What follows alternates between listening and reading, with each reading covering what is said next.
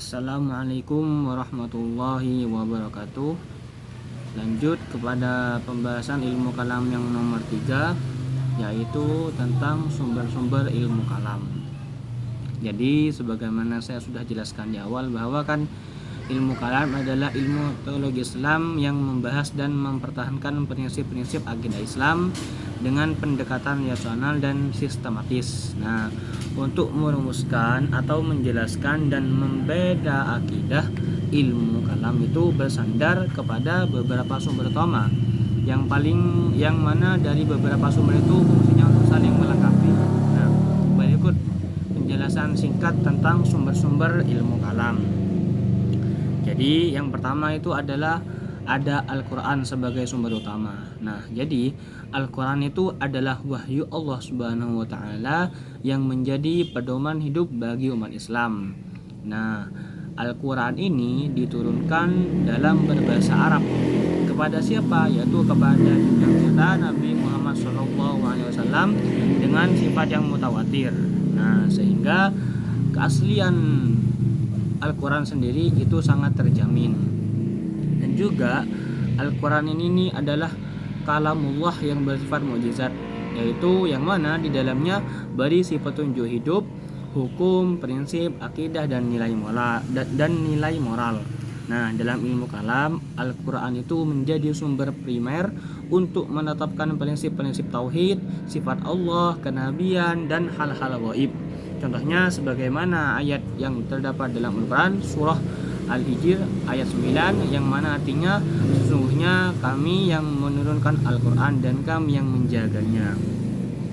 Nah, jadi karena bersumber langsung dari Allah, Al-Quran itu memiliki otoritas tertinggi dan menjadi rujukan pertama dalam setiap diskusi teologis seperti itu.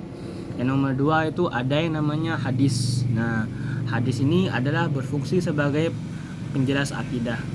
Hadis itu adalah segala yang bersumber dari Nabi Muhammad SAW, baik berupa ucapan, perbuatan, persetujuan, dan sifat. Dan juga al-hadis ini berfungsi sebagai penjelas, perinci, dan penguat ajaran Al-Quran, termasuk di dalam ranah akidah sendiri.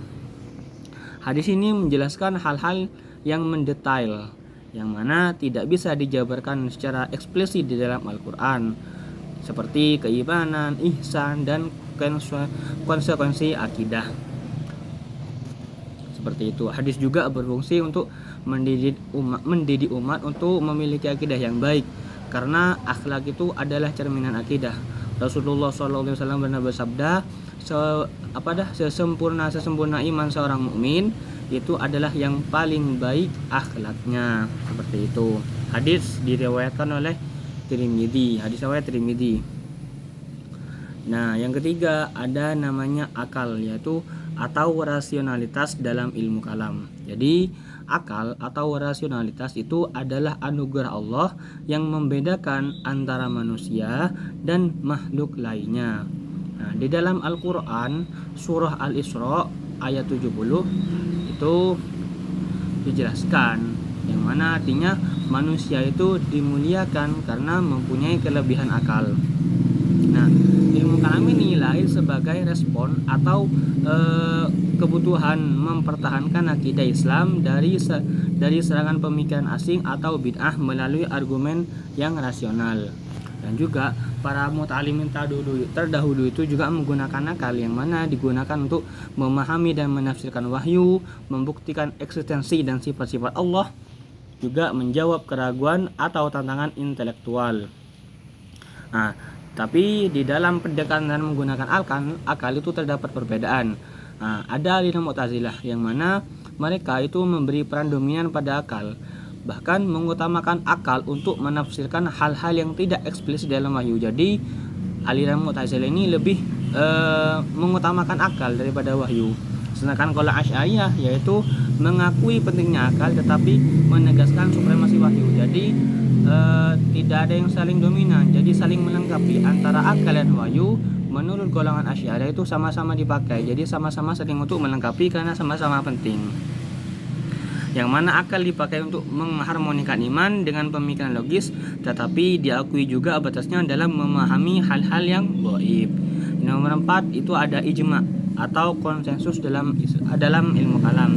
Ijma itu adalah kesepakatan para ulama mujtahid tentang suatu masalah keagamaan setelah wafatnya Nabi. Nah, dalam ilmu kalam, ijma memiliki peran penting untuk menetapkan prinsip-prinsip akidah yang tidak disebutkan secara eksplisit dalam Al-Quran dan hadis, tetapi ijma juga diperlukan untuk menjawab persoalan-persoalan yang baru. Ijma itu dianggap sebagai hujjah syar'i atau otoritas hukum karena mencerminkan kesepakatan kolektif umat yang terpelihara dari kesalahan. Yang terakhir itu ada yang namanya kias. Nah, jadi kias secara bahasa itu berarti mengukur atau menganalogikan. Nah, di dalam ilmu kalam, kias itu digunakan secara berhati-hati untuk bisa memahami dan menjelaskan doktrin baru berdasarkan prinsip yang sudah mapan. Semisal ini menjelaskan tentang sifat Allah dengan analogi tertentu, tetapi dengan tetap menjaga transendensinya agar tidak terjatuh pada antropomorfisme atau penyerupaan Allah dengan makhluk. Jadi kias itu lebih banyak dipakai dalam usul fikih untuk hukum-hukum yang praktis, tetapi dalam ilmu kalam itu dapat juga membantu memperluas pemahaman konsep teologis dengan tetap berpegang pada wahyu dan akal.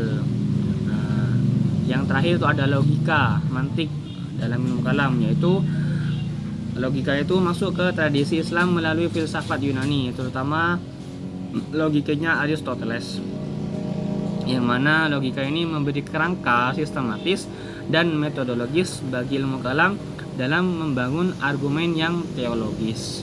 Seperti itu. Logika juga membantu ilmu kalam menjadi disiplin yang lebih matang, rasional dan sistematis tanpa menggantikan wahyu sebagai sumber tinggi. Jadi dari kelima sumber ilmu kalam yang tadi ada Al-Quran, hadis, akal, ijma, qiyas, dan logika saling terikat dan melengkapi. Nah, Al-Quran adalah sebagai pondasi utama, hadis yang berfungsi sebagai memperinci dan menjelaskan, akal dan logika untuk mendukung pemahaman nasional. Nah, sementara ijma dan qiyas itu menjadi instrumen atau alat untuk merumuskan prinsip-prinsip baru yang tetap berlandaskan pada wahyu. Jadi semua ini memperkaya dan mengokohkan ilmu kalam sebagai ilmu teologi Islam dan untuk menjawab tantangan zaman dengan argumentasi yang kokoh dan metodologis. Mungkin cukup sekian presentasi dari saya, kurang lebihnya mohon maaf. Wassalamualaikum warahmatullahi wabarakatuh.